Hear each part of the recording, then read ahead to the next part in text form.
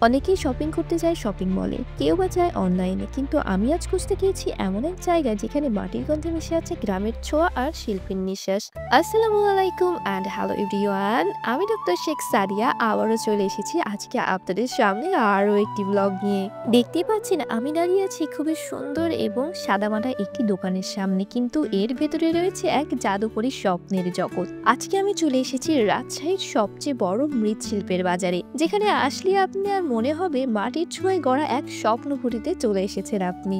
আর আপনি যদি আমার মতো ঘর সাজাতে পছন্দ করেন, তাহলে আজকের ব্লগটি তো অবশ্যই আপনার জন্য। তাহলে চলুন দেরি না করে শুরু করা যাক আজকের ব্লগটি। যখন ছোট ছিলাম মেলায় যাওয়ার জন্য বায়না ধরতাম বাবা মার সাথে, এবং মেলায় গেলেই আমি মাটির জিনিসপত্র তো অবশ্যই কিনতাম। সেই শখটা আমার এখনো রয়ে গেছে, তাই যেখানেই আমি মাটির জিনিস দেখি অল্প কিছু হলেও কেনার চেষ্টা করি। এখানে এসে তো আমি আজকে মহা খুশি, কারণ আমি চলে এসেছি মৃৎশিল্পের মহাসাগরে। যেদিকে দু চোখে যাই দেখছি আমার তাই ভালো লাগছে। এখানে আসলে আপনি ঘর সাজানোর জিনিস থেকে শুরু করে মাটির ডিনার সেট সবকিছুই পেয়ে যাবেন।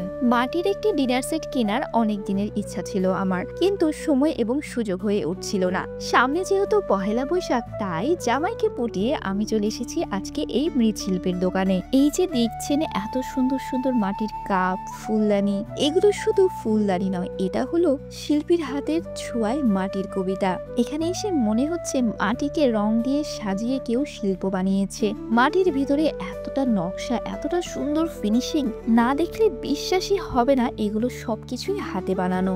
এমন অনেক কিছুই আছে যেগুলো দেখতে অনেক সাধারণ, কিন্তু এর ইম্প্যাক্ট বিশাল। ঠিক যেমন এই মাটির জিনিসগুলো, পড়ার টেবিল হোক বা আপনার বাসার যে কোনো কর্নার, একটুখানি মাটির ছোঁয়া দিলেই কিন্তু সবটা বদলে যাবে। এখানে রয়েছে বিভিন্ন সাইজ এবং অনেক সুন্দর সুন্দর ডিজাইনের মাটির ফুলদানি। ছোট থেকে বড় যেটা আপনার পছন্দ, আপনি কিন্তু এখান থেকে সেটাই বাছাই করে নিয়ে যেতে পারেন। এখানে আসলে আপনি যেমন সুন্দর সুন্দর ডিজাইন পাবেন, তেমনি পাবেন ভ্যারিয়েশন।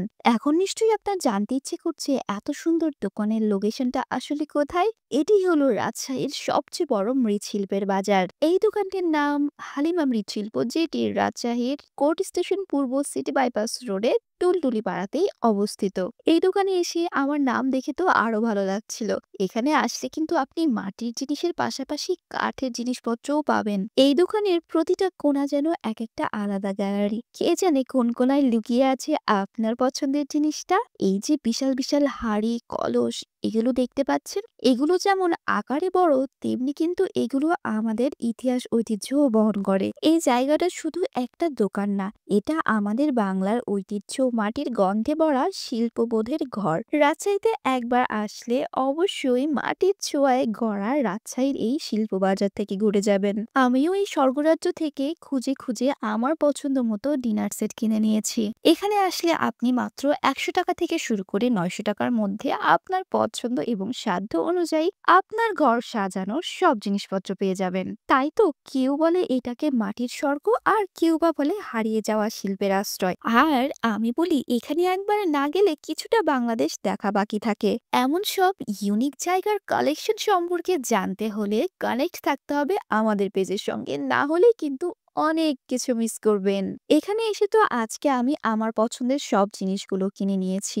আমার আজকের এই সুন্দর জিনিসগুলো এখন খুব সুন্দরভাবে র্যাপিং করে আমি নিয়ে যাব আমার বাসায়। তারপরে এই জিনিসগুলো দিয়ে আমি কি করব সেটা জানতে হলে দেখতে হবে আমাদের পরের ব্লগ।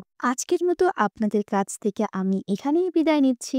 দেখা হবে পরবর্তী ব্লগে। সে পর্যন্ত সবাই ভালো থাকবেন এবং আমাদের পাশে থাকবেন। আল্লাহ হাফেজ।